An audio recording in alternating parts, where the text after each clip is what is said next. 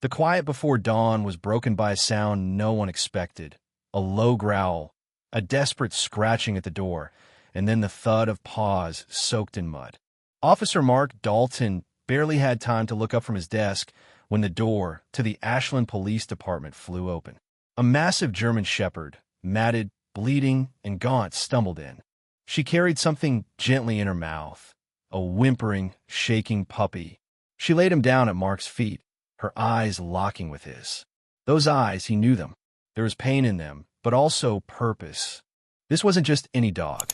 This was Shadow, his old partner's canine, believed lost in the chaos of a failed raid 5 years ago.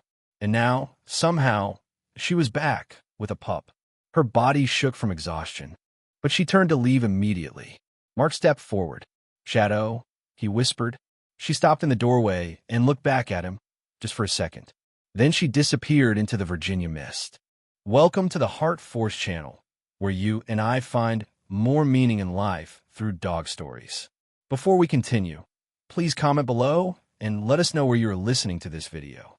And if you have any dog stories of your own, feel free to share them with everyone. Ashland, Virginia wasn't the kind of place you expected to find yourself caught in a storm of secrets. Nestled between quiet farmland and old Civil War battlefields, it was a town where people said good morning and meant it, where doors were still left unlocked and people still believed in second chances. But that morning, Officer Mark Dalton knew something had shifted.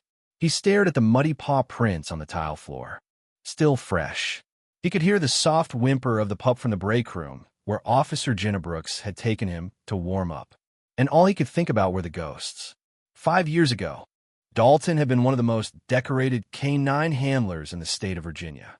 He and Officer Greg Monroe were partners in everything, on duty and off. And Shadow, Greg's loyal German shepherd, was the soul of their unit. They had cracked cold cases, found lost children in the mountains, even rescued survivors in floods. But then came the raid. It was supposed to be routine, a bust on an illegal kennel in rural Caroline County. But it turned into chaos. Explosions, gunfire, confusion. Greg didn't make it out. Shadow vanished into the night during the firefight. The facility burned to the ground. The only thing recovered was a bloodied collar and the smell of fire. Dalton had never forgiven himself, not for hesitating, not for freezing in that one moment that could have changed everything. Shadow was gone, or so he thought. Now here she was, older, battered, but alive, and with her a puppy. Jenna stepped into the room, carrying the little bundle and a towel. "Mark, this pup's maybe 4 weeks old. No ID chip, but..." She hesitated. "There's a scar, a surgical one, just under the shoulder." Mark's blood ran cold. "Scar?" he asked. She nodded. "Someone's done something to this pup, and not something legal." His heart thudded. If Shadow had risked coming here, risked being seen, then she wasn't just running from something. She was trying to save something, to warn someone, and she had come to him. Dalton went to his desk and pulled open the bottom drawer. Beneath a stack of dusty case files was a photograph. Greg, him, and Shadow, all in uniform, all smiling, before everything fell apart. He closed his eyes. "I let you down," he whispered to the photo, "but I won't let her down again." That afternoon, Dr. Ellie Carson from the Ashland Veterinary Center arrived to examine the puppy. She was quiet, professional, and deeply concerned. "This puppy's been injected with something, some kind of compound. I've seen this before in dogs used for testing," she said grimly. Dalton sat still. "You're saying this pup was a lab animal?" Ellie nodded. "Or worse, bred and modified for fighting or trafficking. The scarring suggests surgical implants, some kind of chip or monitoring device. Whoever did this wasn't just experimenting. They were monitoring development." Jenna spoke up from across the room. "And Shadow brought him here. She knew this place. She knew you." Dalton shook his head. "She should have hated me. She didn't come here for hate," Ellie said. "She came here for help." Night settled in, heavy and thick like the weight in Dalton's chest. He couldn't sleep, not knowing Shadow was out there, not knowing what she'd endured, and not knowing what still hunted her. He sat in the evidence room alone, reviewing old files, reports from that kennel raid, names he hadn't seen in years, unexplained funding. mysterious shell companies, disappearances of trained dogs across multiple counties. He started to piece it together. Then he found it. A name, Ronin Biotech. A private research facility that had been under investigation but escaped scrutiny due to lack of evidence. But he remembered the name because it had appeared once in Greg Monroe's final report, the one he never got to finish, the one he had left folded in the visor of their cruiser, scrawled in his handwriting. Ronin Biotech. They were still operating, and now Dalton had a lead. He looked out the window, hoping to see some sign of shadow in the distance. But there was only fog. Still, he whispered, "You found your way back. And now, I'm going to find you."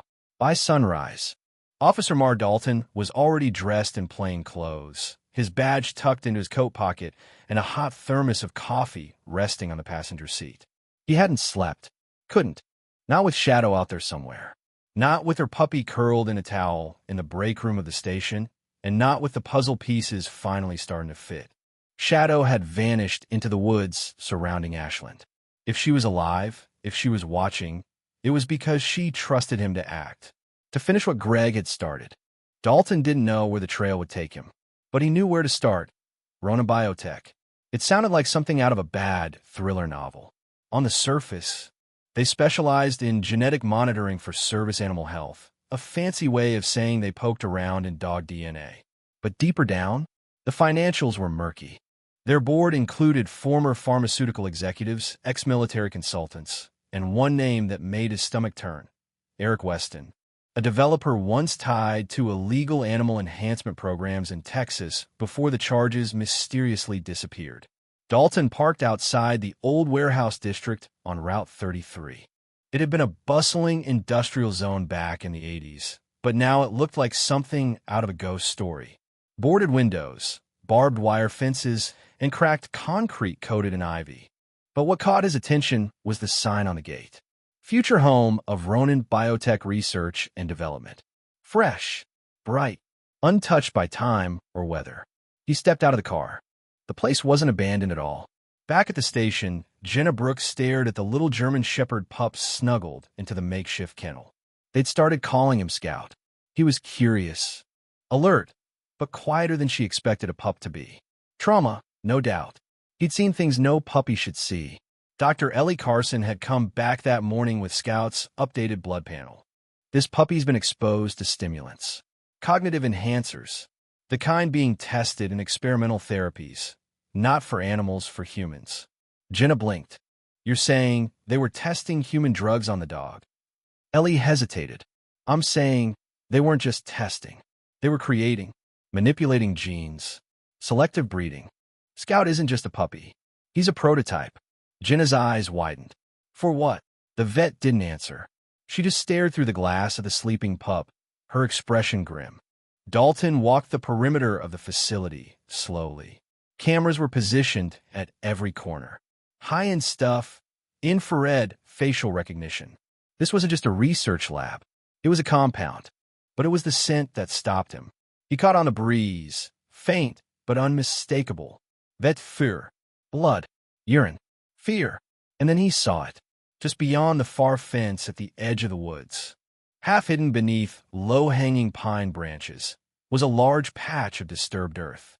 Something had been dragged, a paw print in the mud, deep, pressed with force. He crouched beside it, brushing his fingers along the edges. Too large for the puppy. This was hers. Shadow had been here. A metallic click behind him made him freeze. "Don't move," a voice growled. Dalton slowly raised his hands.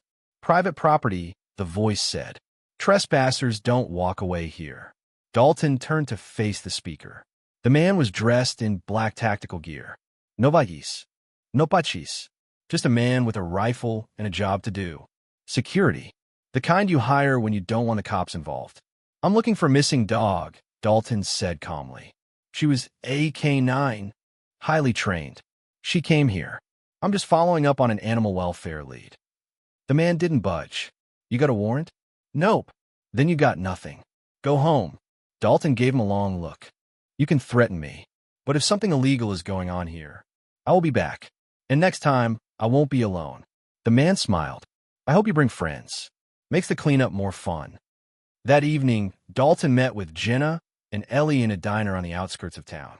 He explained everything: the facility, the private security, the paw prints, and the presence of Shadow's scent.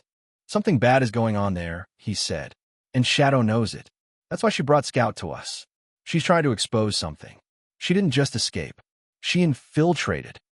Jenna pulled out her tablet. "I cross-checked the names from your old reports. Rona Biotech has links to 3 other companies across state lines. All of them specialize in either canine genetics or combat behavior research. And get this, 2 of them got quiet settlements from military contracts." Ellie added, "If this is what it looks like, they're engineering dogs for one thing: obedience and enhancement. And they're starting young. Scout isn't just bred to be loyal. He's bred to be something more. Faster, smarter, maybe even expendable." Dalton rubbed his temples. "They turned service animals into test subjects." Ellie looked at him. "No, worse. They're turning them into weapons." That night, Dalton sat outside the kennel room, Scout curled up at his feet. The puppy stirred in his sleep, whining softly. Mark leaned forward. "I failed her once," he whispered. "Not again." Then he heard it. A scrape. A soft growl. He looked toward the window. There she was. Shadow, watching from the tree line. Mud clinging to her fur. Eyes sharp, intelligent, and burning with warning. Dalton rose and stepped forward. "Where have you been, girl?" he said softly. "What did they do to you?" She didn't move. Didn't blink. Just stared. And then, in a flash, she was gone again, melted into the trees like a ghost of war. But he had seen her, and in her eyes he saw something he hadn't seen in a long, long time. Hope. The next morning, Dalton stood by the window of the Ashland police station, coffee cold in his hand, eyes fixed on the woods outside. He hadn't slept again. Shadow hadn't come back, but he could feel her presence nearby. She was watching, waiting. Scout dozed in the kennel, more alert now, recovering quickly thanks to the supplements Dr. Carson provided. But what haunted Dalton most were the scans. The x-rays showed something under Scout's skin. Not natural. A chip, metallic, high frequency, embedded near his spinal column. Ellie had looked him in the eye and said, "Whatever this is, it's not meant for tracking. It's meant for control." And that was the moment the case went from personal to war. Dalton drove to the edge of Ashland, where the farms give way to old, forgotten roads. He met someone he hadn't seen in years, Detective Rhea Morris, formerly with Richmond PD's Animal Trafficking Task Force. Now, she ran a private investigation firm after her career had been derailed by internal politics and threats she'd never proven came from Rona Biotech. She greeted Dalton with a long stare and a hard handshake. "Didn't expect to hear from you," she said. "Not unless it was about her." "She's back," he said. Morris's face hardened. "Shadow?" He nodded. "And she's not alone." He laid the photos on the hood of his car. Scout scar. The warehouse sign. The chip scans. Shadow's paw prints. She took a deep breath. "I filed 10 reports about that company in 4 years," she muttered. "Every time I got close, someone above me shut it down. They've got people everywhere. Judges, city council, even the damn agriculture board. You poke them, and they don't just bark back. They bury you." "Then we don't poke," Dalton said. "We expose." Morris stared at him. "You got a plan?" He didn't answer. "Not yet." At noon, the call came. Jenna's voice on the other end was shaky. "Mark, you need to come back. Now." He pulled into the station lot 10 minutes later. EMTs were leaving. Officers were standing around, stunned. One of the back windows had been shattered. Scout was gone. Dalton stormed into the break room, rage rising. "What happened?" Jenna motioned to the security screen. It was fast. They cut the power. For men, black masks, tranquilizers. One of them knew exactly where the cameras were, like they'd done this before. Dalton's stomach dropped. "They took him." Jenna nodded. "And they left this." She handed him a note. "You want him back? Stop digging, or we bury the next one." Dalton clenched his jaw so tight his teeth ached. "He's a puppy," Jenna whispered. "What kind of monsters?" Dalton didn't answer. He was already walking out the door. That night, Shadow returned. But this time, she didn't come alone. Dalton was sitting in his truck near the tree lean when he saw them, two figures darting through the brush. She was leading another dog, scarred, limping, smaller. A young German shepherd, covered in dried blood and wearing a shredded harness marked with faded red paint. Dalton stepped out, slow and calm. Shadow growled low, her body blocking the other dog protectively. He knelt. "It's okay, girl. I'm not here to take him." The second dog looked half dead, eyes glazed, every rib visible. Shadow moved closer, nostrils flaring, as if trying to smell who Dalton really was. Then she lowered her head and let the second dog step forward. Jenna arrived moments later. "We have to get him to Ellie." As they gently loaded the injured shepherd into the back of her SUV, Dalton touched Shadow's fur. "You brought him out," he murmured. "You went back in." She didn't respond. She just stared at him. A soldier, a protector, a mother who hadn't given up. At the vet clinic, Ellie worked through the night. The new dog, named Valor, had bruised kidneys, drugged muscle tissue, and puncture scars. But what shook them all was what Ellie found embedded in his skull. "It's a behavioral mod chip," she said, holding up the scan. "Not for GPS. For impulses. Whoever controlled him could make him attack, stop, or freeze with a signal." Jenna gasped. "That's illegal, isn't it?" "Beyond illegal," Ellie said. "This isn't just abuse. It's a military prototype. But the patent, it's still pending. Which means someone's using unapproved tech." Dalton sat down hard. "They're building weapons. Dogs that follow commands without thought. No loyalty. No conscience. No fear." Ellie nodded, and Shadow stole one back. That night, as rain pelted the roof, Dalton sat with Shadow on the clinic floor. She was soaked, limping, but her eyes never left the hallway where Valor lay recovering. "She's not running anymore," Ellie whispered. "She's fighting back." Dalton looked down at the scar on his Shadow's neck, now visible in the lamplight. "They experimented on her too," he said. "But she beat it. She escaped it." He swallowed hard. "She's not just a survivor," he whispered. "She's the whistleblower." 2 nights later, the Ashland Fire Department was called to a blaze outside town. A storage unit near the industrial zone, reduced to ash by morning. But what was inside that mattered? Dozens of animal crates, some scorched, some melted shut, and a folder of burned documents with one word legible on the charred corner. Ronan. They were cleaning house. Jenna Brooks stared at the news broadcast with her arms crossed. "They're erasing everything." Dr. Ellie Carson was quieter than usual, her face pale. "Someone knew we were closing in. This wasn't just a fire. It was a warning." Dalton stood at the station window again, Shadow at his side. She had barely left his presence since Valor's rescue. She was still limping, still raw. But her spirit never wavered. She followed him from room to room like a soldier returning to her post. The message from Ronan Biotech was clear: stop digging or suffer. But Shadow's eyes, every time he looked at them, said something else. Don't stop. Not now. Rhea Morris returned to town that evening with a USB drive. "Whistleblowers sent this anonymously," she said. "Encrypted files, internal memos, clinical trials, failed test reports, and photographs." Dalton inserted the drive into his secure laptop. What appeared on screen turned his stomach. Photos of German shepherds in cages. Eyes dull, skin stretched over ribs. Notes scribbled. Injection site reacted poorly. Too much aggression. Memory loss. Refuses command. Terminate. And at the bottom of the folder, one photo, dated 4 months ago. A close-up of Shadow. Her eyes terrified. Her mouth muzzled. A serial number tattooed behind her ear. Jenna choked back a sob. "She's not just a witness," Rhea said. "She's evidence." They printed everything. Photos, reports, drug logs, lab memos. And then they called a meeting. Not in the station. Not in any official building.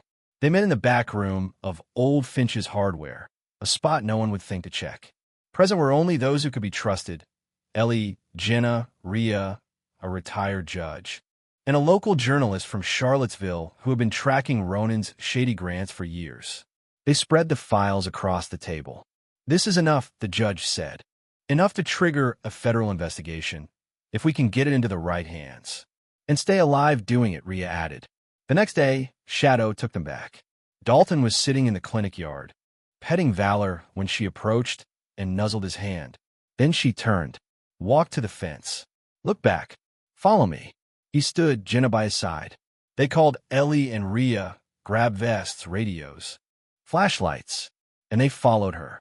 Through woods, across dry creek beds, past old cattle fences and rusted machinery, until they reached a path carved by footsteps and paws, a tunnel of trees that ended in a rusted gate with a fallen sign. Calhoun Training and Boarding Facility. Closed since 2019. "Ronan bought this land under a dummy corporation last year," Jenna whispered. Shadow slipped through the gap in the gate and vanished into the darkness. Dalton followed. Inside, the building reeked of bleach, blood, and fear. The walls were lined with kennels, each marked with a barcode. Some still had bowls inside. Others had claw marks on the walls. There were surgical lights in one room, crates of medical supplies in another. A half-loaded van waited near the back door, engines still warm. They moved quickly, documenting everything. Ellie took photos. Rhea uploaded files. Jenna tagged each room on the map. Then Dalton heard it, a low growl. He turned and froze. At the far end of the hall, behind reinforced glass, stood a massive German shepherd, bigger than Shadow. Muscles rippled beneath patchy fur. But its eyes were wrong. Empty, flat, controlled. Shadow stepped between them. She growled, not in fear but command. The other dog twitched, snarled, then backed away. Jenna whispered. She knew him. She trained with him, Dalton said. Before the raid, before they twisted him. Shadow walked to the glass and sat, staring. Then she looked back at Dalton. "Help him." They broke open every cage, loaded 3 surviving dogs into the van, and sent video footage directly to the USDA and the Justice Department. Then they left the building dark and silent, the evidence secured, and the truth finally ready to see daylight. As they drove away, Shadow sat beside Dalton, watching the trees blur past. Her ears perked, her breathing steady. She had done it. She had brought them back to the place where her nightmare began and ended it. Later that night, Valor stood for the first time without help. Scout nuzzled under Shadow's chin. The other rescues slept in warm blankets for the first time in months. And Officer Mark Dalton stood at his desk, badge in hand, whispering to Greg Monroe's old photo. "We're not done yet," he said, "but we're close." 2 days later, the federal agents arrived. For unmarked vehicles, 2 men in suits, 1 woman with the USDA, and a quiet, Sirius K-9 handler from the U.S. Army. They didn't say much, just flashed credentials, collected the files, and sealed off the Calhoun facility with yellow tape and silent efficiency. The local news caught wind of the operation. A headline on Channel 6 blared, "Underground dog experimentation, ring exposed in Virginia, federal probe underway." Dalton, Jenna, and Ellie watched from the break room. "They're actually doing it," Jenna whispered. "They have to," Ellie added. "Too much proof. Too many witnesses now." Shadow lay on the floor near them, watching the screen. Calm, still, but something in her breathing wasn't right. "She's not recovering," Ellie said quietly. Dalton turned to her, alarmed. "What do you mean?" "The chip, the enhancers, the trauma.